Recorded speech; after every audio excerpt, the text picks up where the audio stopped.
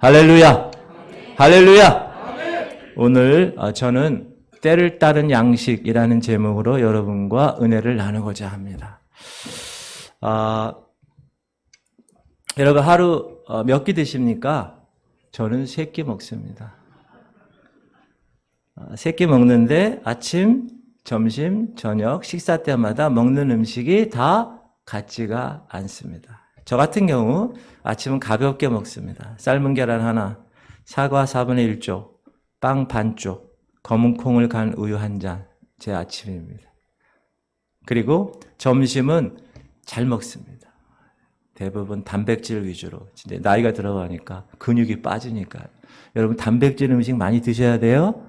우리 여기 연세 드신 우리 어르신들 단백질을 많이 드셔야 단백질. 그리고 대신에 밥은 제가 많이 먹습니다. 밥은 한 공깃밥 2그릇 정도 먹어요. 네, 작은 공기로. 저녁은 가볍게 먹습니다. 찌개류도 좋고 된장류, 된장찌개, 된장국도 좋고. 전 이렇게 아침, 점심, 저녁을 똑같은 음식을 먹지 않습니다. 대부분 성도님들도 마찬가지일 거예요. 그렇죠? 그리고 또 이제 계절에 맞는 음식을 찾아 먹으려고 노력합니다. 보통 제철 음식이라고 얘기하는 음식들. 여러분 어떤 음식이나 과일이나 채소가 제철이 아닐 때와 제철일 때는 다릅니다. 맛도 다르고요. 영양분도 다르고 과일은 그 열매가 맺는 시기가 가장 잘 익은 상태이고 가장 맛도 좋습니다. 생선은 알을 낳는 시기가 가장 살이 한창 오를 때고 그때가 최고의 맛이 있습니다. 요즘은 이 비닐하우스가 이렇게 잘 돼서 계절에 상관없이 각종 과일과 채소를 구해서 먹을 수도 있지만 자연의 섭리에 따라서 제철에 나온 과일, 채소를 먹는 것, 그것이 영양분도 많고 더 맛도 있는 것이 당연한 겁니다. 때에 맞는 음식을 먹는다는 것, 그래서 귀한 일입니다. 영적인 면도 마찬가지입니다. 영의 양식인 하나님 말씀도 때에 맞는 말씀이 있습니다. 구약 시대 선지자들 말씀을 여러분 읽어보시면 그 시대, 그 상황에 맞게 하나님께서 그 종들을 통하여 그 시대의 상황, 우상 숭배하고 하나님 말씀 지키지 않는 그런 모든 것들을 견책하시고 또 예언의 말씀을 이렇게 심판하실 것이야 말씀하시고 또 은혜를 주시는 그런 말씀들이 다 구약 성경에 하나님의 종들을 통하여 하나님의 계시의 말씀을 전했습니다. 그래서 그것 때문에 그 말씀을 선포한 선지자들은 가끔 많은 미움도 당하고 손가락질도 당하고 고초도 겪기도 합니다. 그러나 대부분 선지자들은 그 당시 필요했기 때문에 하나님의 말씀을 선포해야만 했습니다. 그것이 선지자들의 사명이었기 때문에 그렇습니다. 하나님은 구약시대 때는 그 시대에 맞는 말씀을 하나님이 택하신 종들을 통해서 선포하게 하셨습니다. 때를 따라 양식을 나눠주신 것입니다. 자, 이제 예수 그리스도가 이 땅에서 33년간 사역을 하시고 십자가에서 사명 다 감당하시고 하늘로 승천하셨어요. 부활하시고 나서. 그리고 그 이후에 시간들을 우리는 기독교 초기 시대라고 하는데 그때 가장 큰 문제는 뭐냐? 기독론이었어요. 기독론이 뭐냐? 쉽게 말하면 예수님이 어떤 분이냐라는 문제라는 거예요. 사실 초대교회 성도들은 어느 나라 사람이에요? 유대인 사람들이에요. 유대인의 엄격한 유일신 사상에서 성장해온 사람들이에요. 근데 그들이 어떻게 십자가에서 목숨 바친 그 유대인 33살의 한 청년, 인간에 불과했던 그 예수님을 신적 존재로 여기느냐, 성육신 하나님으로 믿느냐, 이건 정말 놀라운 일입니다. 그래서 당시에 예수 그리스도가 사람의 아들이냐, 하나님의 아들이냐, 인간이냐, 신이냐, 에 관한 메시지가 선포되었어만 했습니다. 왜냐하면 당시 기독론, 다시 말하면 예수 그리스도가 신이냐 인간이냐를 놓고 많은 이단들이 생겨났기 때문에 그렇습니다. 예를 들면 이런 거예요. 그리스도의 신성을 부인하는 거. 하나님이 아니야. 어떻게 인간? 요셉 아들, 목수 아들이 어떻게 인간이야? 이런 집단이 생겨났어요. 에비온파, 알로기파 이런 파들. 그리고 어떤 부류는 예수님의 인성을 부인하는 집단도 생겼어요. 도세티즘, 가연설, 영지주의자, 아폴리나리우스주 이런 자들. 그리고 예수 그리스도의 신성과 인성을 구별하는 거예요. 네스토리안주의. 예수님이 성육신 이후에만 신성을 가졌다. 유티케주의.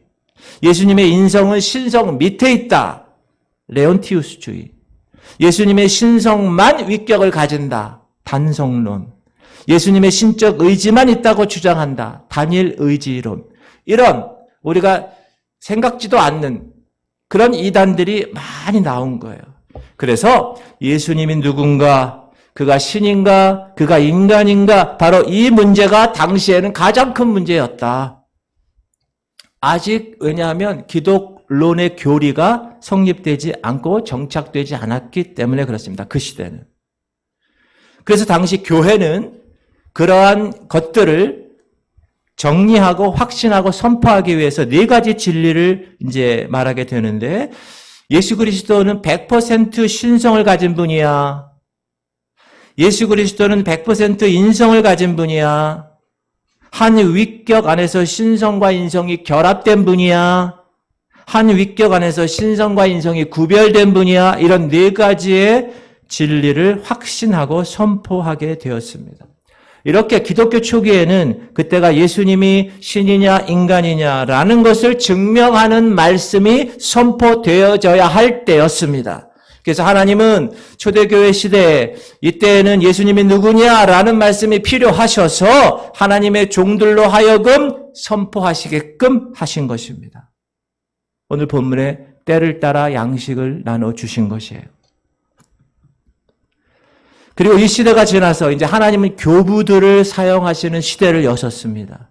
목사님, 교부가 뭡니까? 교부는 가르칠 교자 혹은 교회 교자의 아비 부자예요. 쉽게 얘기하면 교회 아버지란 뜻이에요. Church Father. 더 쉽게 말하면 교회 목사들이에요. 이 교부들이 당시에 신학 주춧돌을 놓는 사람들이었습니다. 여러분 잘 아시는 어거스틴, 폴리캅, 이레네우스, 암브로시우스, 터툴리안 이런 사람들입니다. 교부들은 2세기부터 AD 8세기에 걸쳐서 기독교 이론을 확립한 분들입니다. 그리고 이단이 생길 때 이단과 열띤 논쟁을 벌이고, 그리고 예수 그리스도의 제자인 그 사도의 전승을 이어받아서 교회 신학과 진리를 수호하는 데 앞장섰던 사람입니다. 그래서 교부들의 시대를 뭐라고 그러는가? 논쟁의 시대, 변증의 시대라고 이야기합니다. 특히 이 교부 시대 이때는 삼위일체에 관한 말씀이 많이 선포됐습니다.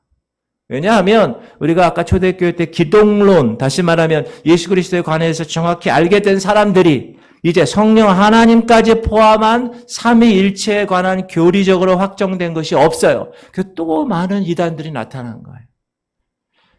어떻게 성부, 성자, 성령이 서로 구별되면서 본질이 같을 수 있지? 어떻게 성부, 성자, 성령은 우열이 존재하지 않지? 어떻게 삼위 세 분 각각 그 온전한 하나님이 되시지? 라는 우리가 일반적인 생각으로, 우리 사람의 생각으로는 이해할 수 없는 불가능한 그런 삼위일체의 신학적 개념. 그래서 하나님은 8세기까지 하나님의 모든 종들을 통해서 이 삼위일체에 관한 말씀을 선포케 하셨다는 거예요.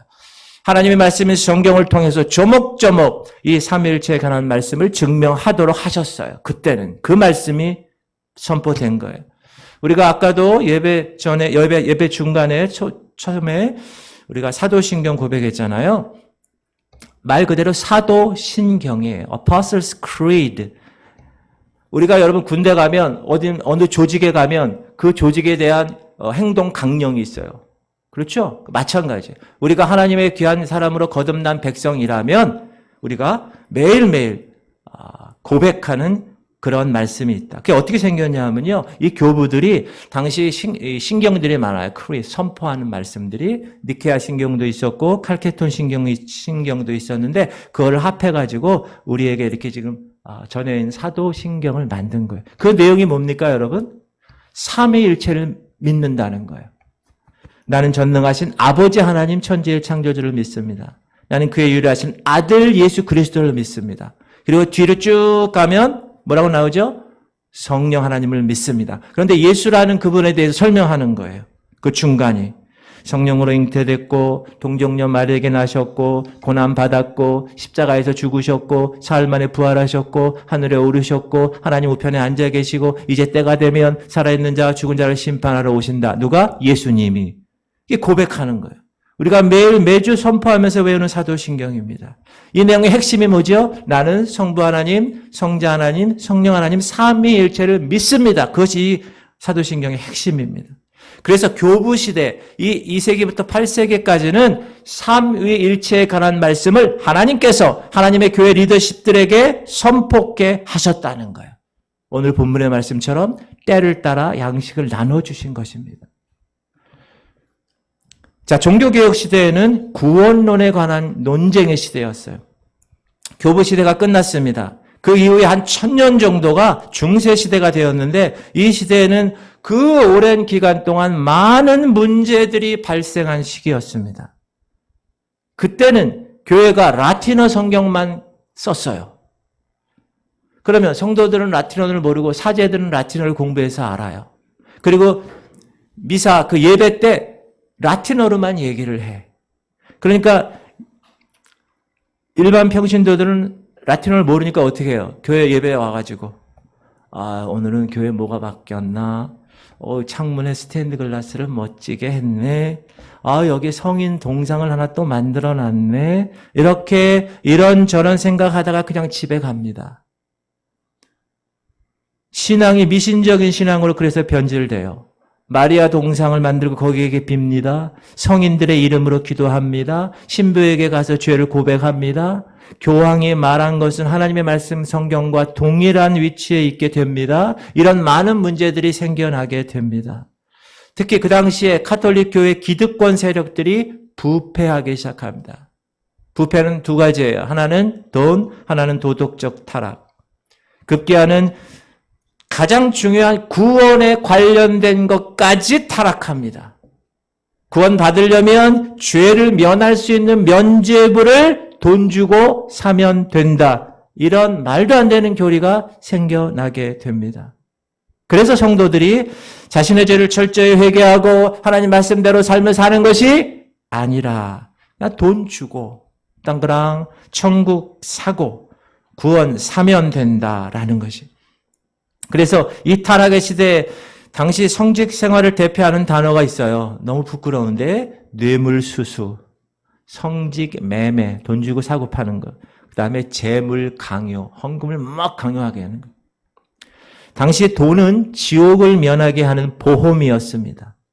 그래서 부자들은 자기의 영혼 구원을 위해서 어떻게 했을까요? 사제들에게 돈을 무더기로 갖다 주는 거예요.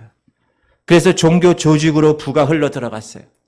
당시 성직자가 많은 돈, 금, 은, 보석을 거둬들이는 최상의 직업 넘버1으로 등극하게 됩니다.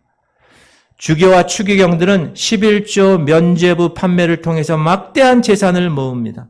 그래서 여러분 귀족들은 자기 아이들을 아주 유망 직종이니까 어려서부터 돈으로 성직을 사서 그 길을 걷게 하는 거예요.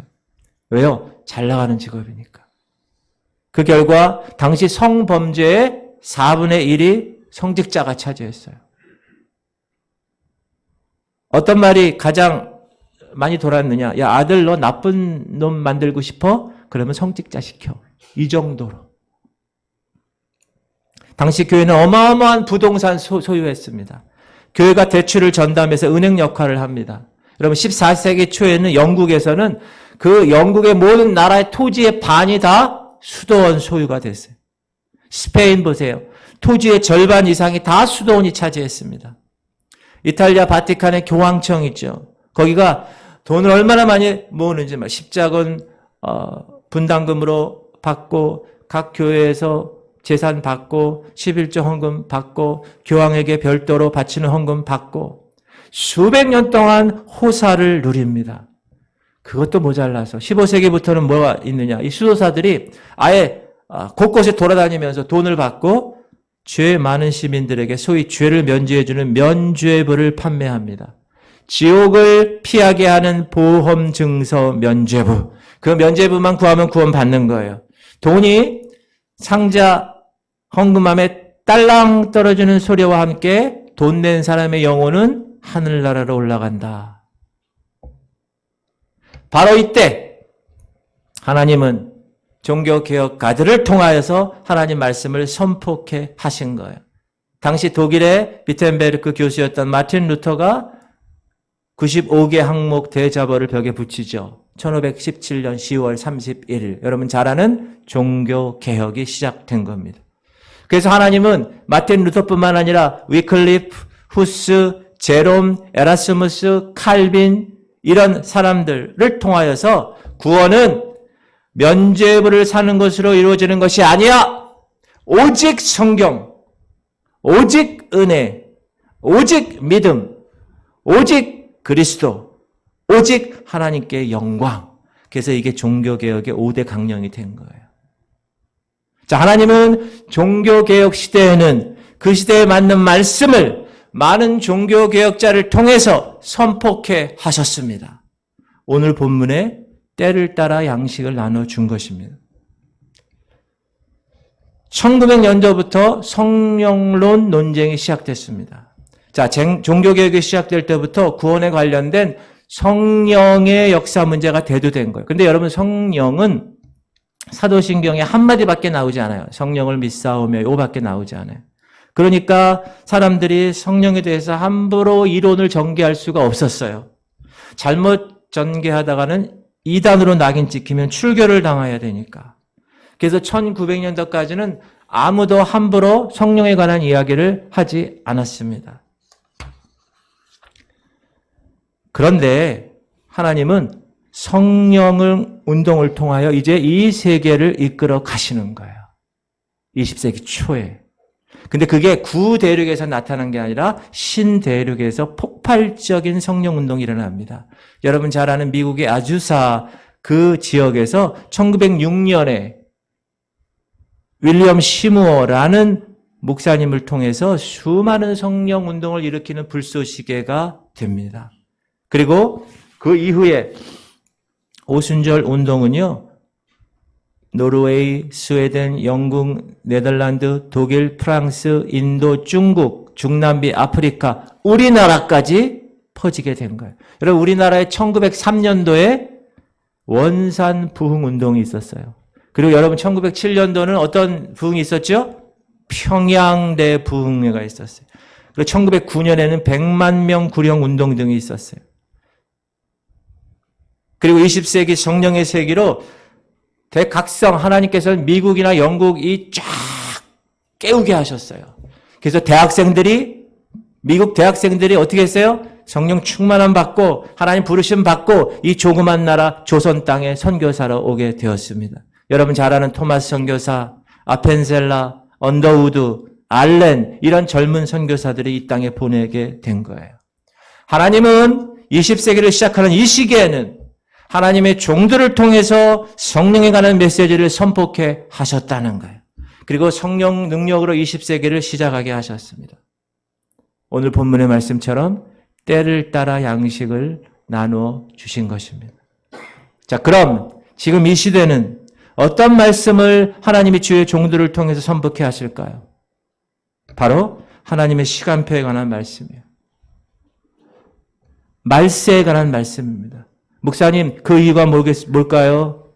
그 이유는 성경에서 보여주는 세상 끝 현상, 그 말세에 일어날 현상들이 너무나도 뚜렷하게 지금 이 시대에 우리에게 일어나고 있기 때문입니다. 읽어볼까요? 마태복음 시작. 바리새인과 사두개인들이 와서 예수를 시험하여 하늘로부터 오는 표적 보이기를 청하니 예수께서 대답하여 이르시되 너희가 저녁에 하늘이 붉으면 날이 좋겠다 하고 3절 아침에 하늘이 붉고 흐리면 오늘은 날이 굽겠다 하나니 너희가 날씨는 분별할 줄 알면서 시대의 표적은 분별할 수 없느냐. 예수님이 얘기하신 건데 무슨 얘기예요? 당시 사두개인과 바리새인들을 통하여서 분명히 메시아가 이 땅에 왔는데도 불구하고 그들은 바로 자기 앞에 있는 그 메시아를 어떻게 해요? 분별할 수 없었다는 거예요.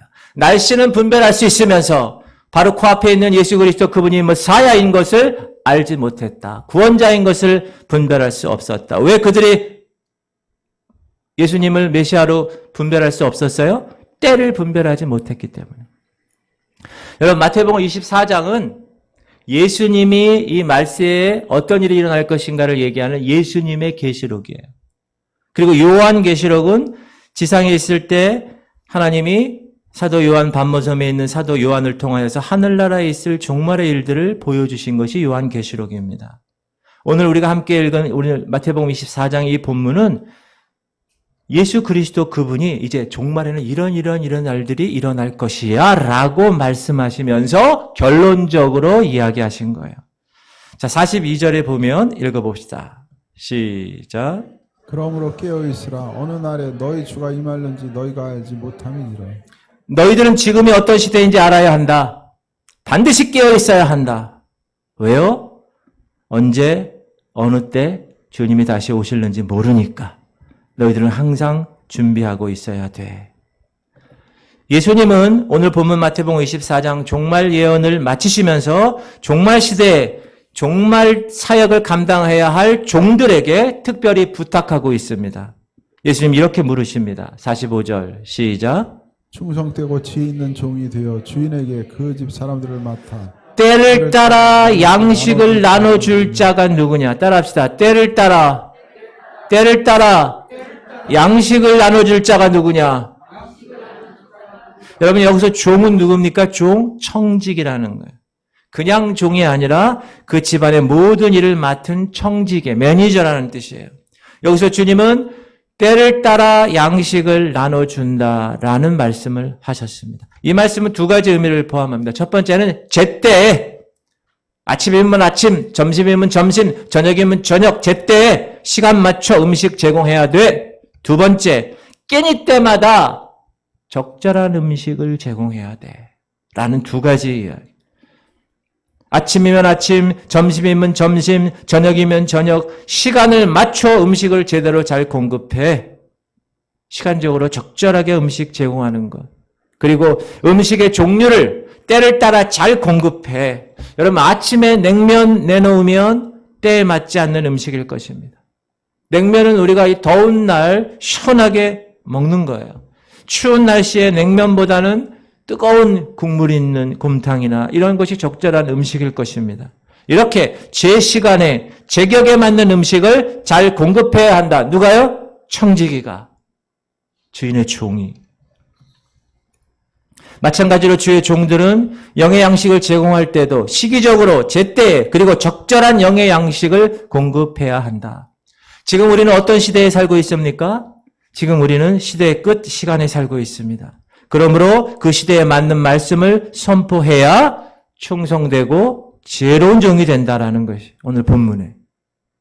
목사는 교회 성도들이 새 가족이든지 기존 성도인든지를 막론하고 모두에게 영의 양식을 잘 준비해서 새 가족들에게는 예수 그리스도의 도의 초보를 가르치고 단단한 음식을 먹을 수 있는 사람들에게는 단단한 음식을 준비해서 그들을 먹여야 할 것이에요.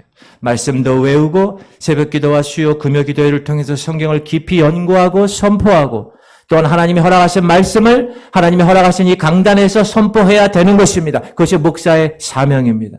목사는 충성되고 지혜 있는 종이 되어서 주님이 맡기신 오늘 본문 보세요. 주님이 맡기신 그 사람들을 맡아서 때를 따라 양식을 나눠줄 수 있어야 된다. 이 시대는 말세라는 거예요. 그러므로 말세에 관한 말씀을 나눠줘야 하는 거예요. 여러분 계속해서 예수 잘 믿으면 복 받습니다. 복 받는 설교만 하는 목사는 때를 따라 양식을 주는 목사가 아닙니다. 물론 성경은 물질적인 복을 구하는 것 자체를 금하고 있지 않아요. 우리 한번 볼까요? 시작. 내가 내 하나님 여호와의 말씀을 삼가 듣고 내가 오늘 내게 명령하는 그의 모든 명령을 지켜 행하면 내 하나님 여호와께서 너를 세계 모든 민족 위에 뛰어나게 하실 것이라. 2절. 내가 내 하나님 여호와의 말씀을 청종하면 이 모든 복이 내게 임하며 내게 이르리니 하나님 먼저 복의 조건을 말씀하시는 거예요. 너희들이 여호와의 말씀을 삼가 듣고 오늘 내가 네게 명령하는 그의 모든 명령을 지켜 행하면 한국의 샤머니즈처럼 손발이 닳도록 빈다고 복이 온다는 게 아니라는 거예요. 먼저 하나님 말씀에 순종하는 것, 그것이 전제가 돼야 복 있는 사람이라는 거예요. 그런데 왜 한국 교회가 최근 손가락질을 받고 있습니까? 그 이유는 강단에서 선포되는 말씀이 영적인 것에 먼저 우선 두지 않고 너무 현세적인 복만 강조하기 때문에 그래요.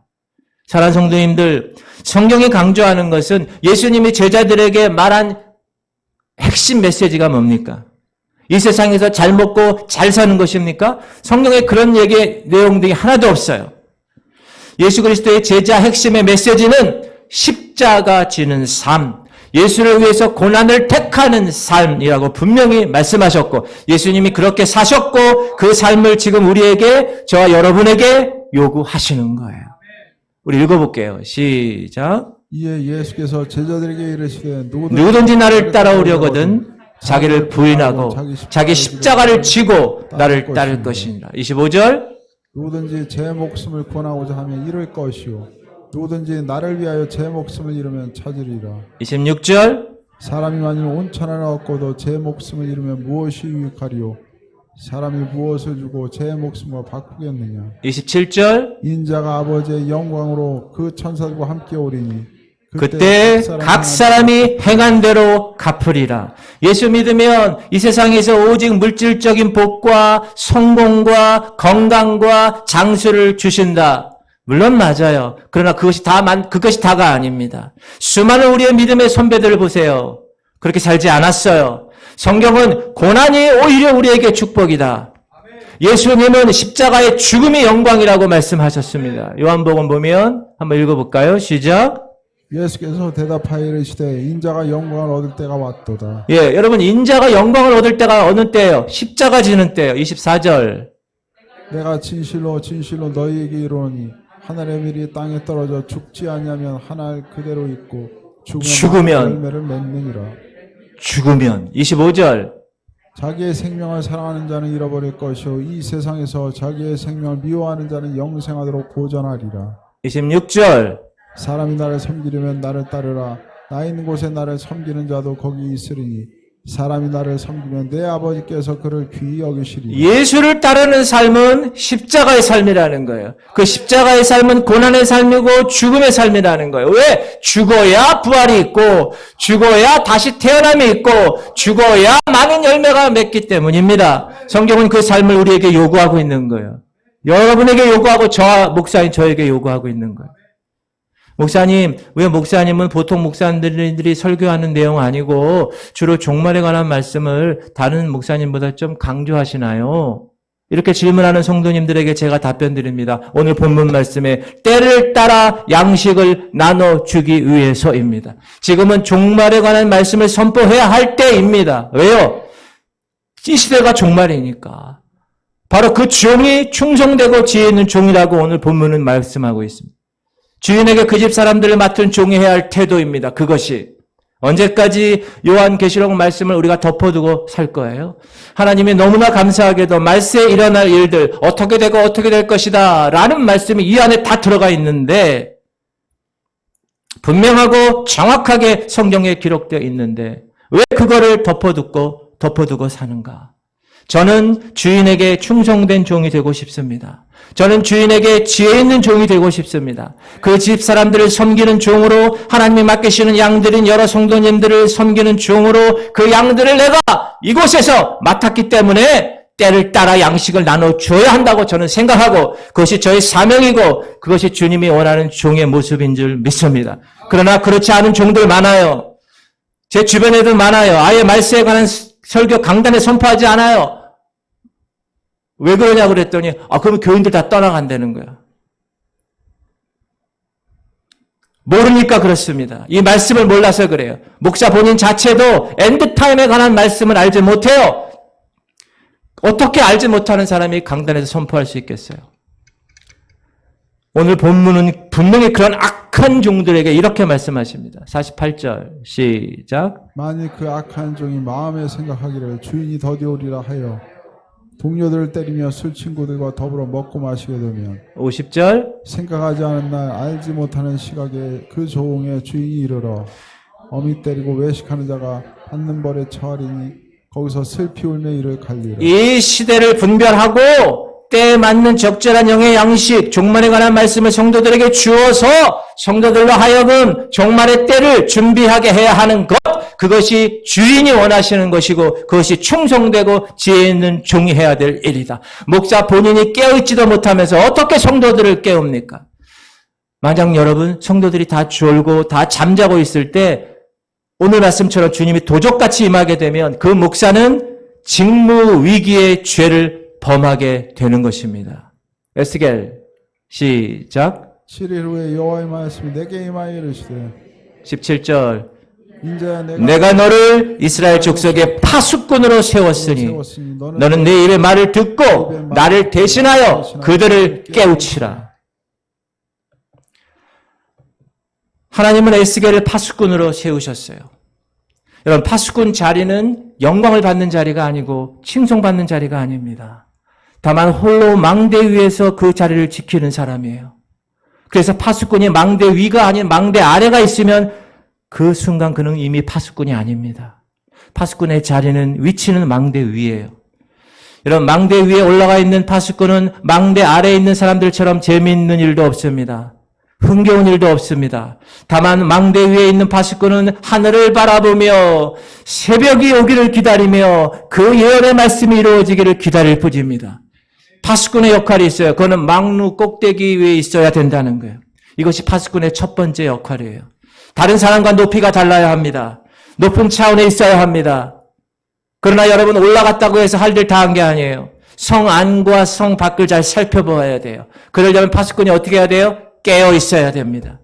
높은 곳에 올라가 있어도 잠들어 있으면 안 됩니다. 파수꾼은 보초병이에요. 그래서 남들이 다 잠을 자도 자기 자신은 깨어 있어야 돼요. 저도 여러분 공군에서 1년간 헌병 생활했어요. 탁! 1번, 누가 들어가는 거 오는 거 탁 점검하는. 깨어있는 파수꾼의 증거는 남들이 보지 못하는 것을 보고, 남들이 듣지 못하는 것을 듣고, 남들이 분별하지 못하는 것을 분별하는 것, 그것이 깨어있는 것입니다. 그래서 관심과 기대와 목표가 남들과 다릅니다. 예언의 말씀에 눈을 뜨고 귀도 열리고 그 말씀으로 신앙의 맥을 잡고 그 말씀이 이루어지기를 바라며 나가는 삶, 그것이 깨어있는 삶입니다. 그리고 파수꾼은 깨어있는 것으로 끝나는 것이 아니에요. 적이 쳐들어오는지 성 밖의 동태를 잘 살펴봐야 됩니다. 여러분, 이 일이 신나는 일일까요? 이 일이 재밌는 일일까요? 생각해 보십시오. 남들은 일하고 다 즐기고 남들은 일 끝내고 다 푹 잠자는데, 그러나 파수꾼은 망대 꼭대기에 올라가서 홀로 보초를 씁니다. 그렇게 한다고 해서 파수꾼에게 돈이 생기나요? 신나는 날이 일어나 그곳에 기분 좋을까요? 오직 그가 하는 일은 파수꾼의 홀로 위에 서서 성 밖에서 무슨 일이 일어나고 있는지, 적군은 지금 어디쯤 오고 있는지 그것만을 신경 쓰는 것입니다. 그럼에도 불구하고 그런 외로움과 고독의 연속의 삶 속에서도 그 파수꾼이 왜 그 일을 합니까? 새벽이 오는 것을 확신하기 때문에, 하나님이 주신 사명감 때문에 그 일을 하게 되는 거예요. 파수꾼은 성 안의 백성들을 돌보면서 유사시에는 백성들을 깨울 수 있어야 되는, 정확한 파수꾼으로부터의 정보가 그래서 중요합니다. 그 정보를 신뢰하니까 백성들은 성 안에서 안심하고 들에 나가 일하고 편안하게 잠을 자는 거예요. 정상적인 삶을 살아나가는 거예요. 왜요? 무슨 일이 생기면 파수꾼이 나팔을 불어서 상황을 알려줄 것을 믿고 있기 때문에 그렇습니다. 그런데 만약에 파수꾼이 망대에 올라갔어요. 졸고 있어요. 혹은 술병을 숨겨가지고 올라가서 술 취해 있어요. 그럼 얘기가 달라지는 거예요. 그래서 파수꾼은 정확한 분별력을 가지고 사명감으로 깨어 있어야 하는 것입니다. 만약 파수꾼이 백성들 깨우지 않았어요. 백성들에게 문제가 생겼어요. 그러면 그 백성들의 핏값을 파수꾼의 손에서 찾을 것이라고 분명히 주님은 말씀하고 있습니다. 시작. 가령 내가 악인에게 말하기를 너는 꼭 죽으리라 할 때 내가 깨우치지 아니하거나 말로 악인에게 일러서 그의 악한 길을 떠나 생명을 구원하게 하지 아니하면 그 악인은 그의 죄악 중에서 죽으려니와 내가 그의 핏값을 네 손에서 찾을 것이고. 사랑하는 성도님들, 그런데 더 중요한 말씀이 그 다음에 나옵니다. 정확하게 파수꾼은 졸지 않고 성 안에 있는 백성들을 깨웠어요. 그런데 그 백성들이 말을 듣지 않았어요. 그러면 그 핏값을 백성들에서 찾을 것이라고 분명히 주님 말씀하세요. 19절 시작. 내가 악인을 깨우치되 그가 그의 악한 마음과 악한 행위에서 돌이키지 아니하면 그는 그의 죄악 중에서 죽으려니와 너는 내 생명을 보존하리라.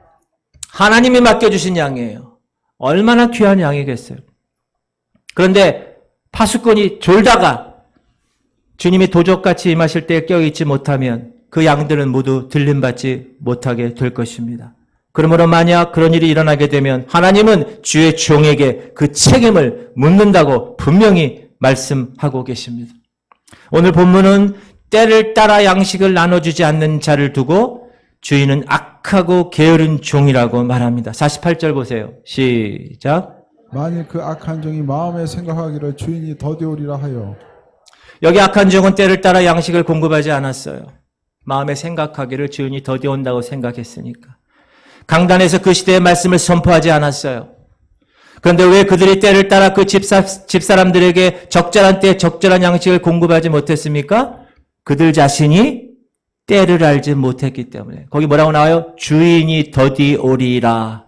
아직 우리 주인이 오실 때가 아니야. 주인이 오실 때를 이 종이 알지 못했기 때문에. 주인이 오실 때가 되었는데도 그 시간 분별하지 못하고 잠만 자고 있었기 때문에. 뿐만 아니라 동료들을 때린다고 했습니다. 친구들을. 시작. 동료들을 때리며 술 친구들과 더불어 먹고 마시게 되면 생각하지 않은 날 알지 못하는 시각에 그 종의 주인이 이르러 51절. 어미 때리고 외식하는 자가 받는 벌에 처하리니 거기서 슬피 울며 이를 갈리라. 이 악한 종이 왜 다른 동무들을 때립니까?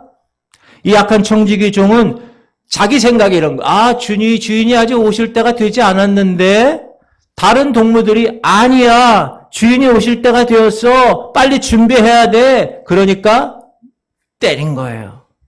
이 말은 종말을 외치는 주의 종들을 향하여 대다수의 주의 종들은 때를 깨닫지 못하고 종말을 외치는 자들을 향하여 종말을 말하고 있는 요한계시록을 말하고 있는 사람들을 이단이라고 때리는 것을 이야기하는 거예요. 물론 지금까지 이단과 사이비 집단에서 자신들의 세력을 규합하려고 요한계시록의 14만 4천은 자기들이라고 주장했어요. 그리고 여러분 잘 아시다시피 1992년 다미 선교회를 통해서 말도 안 되는 시한부 종말론의 저급한 모습을 모든 사람들이 다 봤기 때문에 이런 현상이 일어나요. 그래서 요한계시록을 말하는 주의 종들을 이상한 눈으로 바라봐요. 요주의 인물로 취급합니다. 급기야는 이단으로 몰기도 합니다. 그렇게 주님의 오심에 대해서 무관심한 종들이 종말을 외치고 있는 종들을 때린다는 거예요. 또 여기 보면 악한 종은 술 친구들과 함께 먹고 마신다고 나와 있어요. 여러분 어떻게 종이 지금 술 친구와 함께 먹을 수 있습니까? 향락에 젖어 있는 상태를 얘기하는 거예요. 종말의 위기를 깨닫지 못하고 마냥 세상적인 맛과 세상 세속에 젖어 있는 상태. 교회가 너무 물질적으로 풍요해졌어요. 교인 수가 많아졌어요. 그 많은 사람들 위해 군림해요, 목사가. 그래서 물건과 교권을 취하고 있어요. 그래서 세상이 좋아. 지금 상태가 너무 좋아. 지금이 너무 좋아. 그런데 주위에서 종말이 가깝다고 하니까 귀찮은 거예요. 싫은 거예요. 야, 세상이 좋고 지금이 좋은데 왜 종말이 온다고 떠들어? 라고 하는 거예요. 그래서 동료 종들을 때리는 거예요. 누가복음 시작. 주인의 뜻을 알고도 준비하지 아니하고 그 뜻대로 행하지 아니한 종은 많이 맞을 것이요. 48절. 알지 못하고 맞을 일을 행한 종은 적게 맞으리라. 물은 많이 받은 자에게는 많이 요구할 것이요 많이 맡은 자에게는 많이 달라 할 것이니라. 종말을 외치는 자들 향하여 이단이라고 말하는 자. 자, 종말인 줄 알고도 종말을 외치는 자들을 때리는 자. 하나님 분명하게 말씀하십니다. 그런 자들은 어떻게 된다고요? 많이 맞을 것이요. 누구에게? 하나님께 많이 맞을 것이요. 그런데 모르고 무턱대고 남들이 종말 외치는 사람 때리니까 나도 덩달아서 때리는 자는 뭐라고 나와요? 적게 맞으리라. 중요한 것은 종말을 몰랐다고 해서 하나님께서 때리지 않는다는 것은 아니다라는 거예요. 알았든지 몰랐든지 간에 종말을 외치는 자를 때리는 자는 하나님께서 가만두지 않겠다라고 말씀하십니다. 그러나 때를 따라 양식을 잘 공급하는 자들에게는 착하고 지혜로운 종이라고 주님이 복 있는 자라고 말씀하십니다. 45절 시작. 충성되고 지혜 있는 종이 되어 주인에게 그 집 사람들을 맡아 때를 따라 양식을 나눠줄 자가 누구냐? 주인이 올 때에 주인이 올 때 그 종이 이렇게 하는 것을 보면 그 종이 복이 있으리라. 내가 진실로 너에게 이르노니 주인이 그의 모든 소유를 그에게 맡기리라. 이런 자들에게는 주인이 그 모든 소유를 맡긴다고 말씀하십니다. 여러분, 뿐만 아니라 거기에 더한 일이 생겼어요. 시작. 주인이 와서 깨어 있는 것을 보면 그 종들은 복이 있으리로다. 내가 진실로 너에게 이르노니 주인이 띠를 띠고 그 종들을 자리에 앉히고 나와 수정 들리라. 세상에나. 여러분, 주인이에요, 주인. 근데 종을 앉히고 주인이 무릎을 꿇고 수정을 드는 거예요. serve 하는 거예요. 섬기는 거예요. 어떤 종들에게 주인이 그런다고요? 때를 따라 양식을 나눠주는 주의 종들에게. 이런 종을 하나님은 충성되고 지혜로운 종들이라고 말합니다. 다시 말하면 종말에 대해 말씀을 전하는 주의 종들에게 주님 스스로가 띠를 띠시고, 이 띠는 게 뭐예요? 수건 이렇게 하는 거예요. 수건, 여러분, 수건 이렇게 메고 이제 이렇게 발 닦아드리면서 이렇게 수건을 닦는 거예요. 누가? 주인이. 누구에게? 종에게. 왜 이런 말 하셨을까요? 이렇게까지 하나님은 종말을 외치는 주의 종들을 귀하게 여기신다는 말씀입니다. 주의 참된 종은 그 시대와 그 상황에 맞는 하나님께서 전하시기 원하는 진리를 전해야 하고 선포해야 합니다. 지혜 있는 종들은 그 시대 그때에 맞는 양식을 하나님이 택한, 하나님이 허락하신 그 양들에게 나누어 주는 자예요. 노아는 순종해서 그때에 맞는 양식, 곧 방주에 들어오라는 메시지를 전했습니다. 엘리야는 그 우상이, 바알에 있는 그 우상들이 그렇게 횡행하고 있을 때 바알을 버리고 참 하나님을 섬기라는 진리를 그때 선포한 거예요. 세례 요한은 회개하라 천국이 가까웠느니라 외쳐서 메시아의 초림을 예비하신 거예요. 하나님은 마틴 루터에게 믿음으로 얻는 구원에 대한 진리를 전하도록 하셨어요. 그 당시에 교황권의 남용과 인간의 행위를 강조하는 변질된 복음 내던져 성경이 말하는 구원 방법을 선포하게 하셨어요. 그것이 루터에게 주어진 사명이었습니다. 지금 이 마지막 시대에도 하나님은 하나님의 깨어있는 종들에게 하나님의 마지막 시간 엔드타임을 전하도록 하셨어요. 그래서 이 부족한 종인 저도 그 말씀을 선포하는 것입니다. 그렇지 않으면 하나님께 엄히 맞을 것이고 외식하는 자가 되는 벌에 처하게 되기 때문에 그렇습니다. 그리고 슬피 울며 이를 갈게 되기 때문에 그렇습니다. 사랑하는 성도님들, 저는 충성되고 지혜 있는 종이 되고 싶습니다. 주님 맡겨주신 그 집 사람을 위해서 때를 따라 양식을 나눠주고 싶습니다. 그리고 그렇게 하려고 노력하고 있어요. 그래서 전 오늘도 주인 되신 주님께서 다시 오시는 그날 내 모습을 보시고 칭찬하실 것을 기대하며 살아갑니다. 저도 사도 바울처럼 좌로나 우로나 치우치지 아니하고 오직 편대만을 향하여 주님이 부르신 그 상을 위하여 달려나가고 싶습니다. 그것이 때를 따라 양식을 나눠주는 종이 취해야 할 태도이기 때문에 그렇습니다. 또한 사랑하는 성도 여러분들도 그런 종이 되어야 됩니다.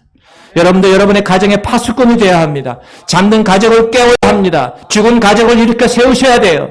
지금은 하나님의 마지막 시간이에요. 엔드타임이에요. 하나님은 여러분을 여러분의 가정의 모세로 세우셨어요. 하나님은 여러분을 여러분 직장의 에스겔로 세우셨어요. 가정에 있는 믿지 않는 백성들을 깨우셔야 되고 직장에 있는 영혼들을 깨워주셔야 돼요. 그래야 그분이 지혜 있고 진실한 청직이라는 거예요. 사랑하는 성도님들, 저는 목사로 제가 있는 이곳에서 때를 따라 맞는 양식을 여러분에게 먹일 책임이 있습니다. 그래서 저는 깨어있으려고 부단히 노력합니다. 여러분도 여러분이 있는 그곳에서 때를 얻든지 못 얻든지 복음으로 깨우십시오. 그래서 주님 오시는 날, 주님 다시 오시는 그날, 주님 앞에 서는 그날, 사랑하는 아들아, 사랑하는 딸아, 잘하였도다. 착하고 충성된 종하시면서 저와 여러분이 그분 품에 안길 그날을 바라보면서 오늘도 이 사명의 길, 이 십자가의 길, 남들이 가지 않는 좁고 협착한 길 묵묵하게 걸어나가실 수 있기를 주의 이름으로 축원합니다. 할렐루야! 이제는 우리 주 예수 그리스도의 영원하신 은혜와 하나님 아버지의 극진하신 사랑하심과 성령님의 감동감화 충만 교통이로 하심이 깨어 하나님의 거룩한 이 사명 잘 감당하기로 결단하며 나가는 하나님 백성들 머리 위에 이제부터 영원토록 함께 하시기를 간절히 축원하옵나이다. 아멘.